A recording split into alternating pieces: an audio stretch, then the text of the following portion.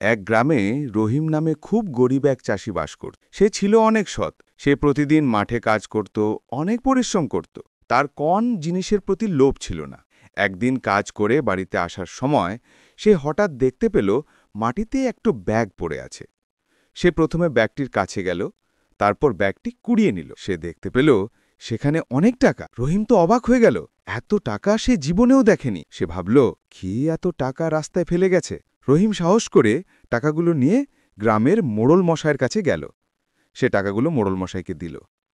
গ্রামের মোড়লও অনেক ভালো মনের মানুষ ছিল। মোড়ল মশাই অনেক খোঁজাখুঁজির পর তিনি টাকার মালিককে খুঁজে পেলেন এবং তাকে টাকাগুলো ফেরত দিলেন। লোকটি খুব খুশি হল, কারণ সে তো টাকার আশাই করেনি যে টাকাগুলো আবার ফেরত পাবে। তারপর লোকটি খুশি হয়ে চাষিকে অনেক টাকা দিল।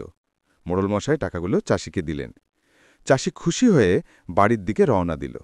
সেই টাকা দিয়ে চাষি অনেক বড় একটা বাড়ি তৈরি করে।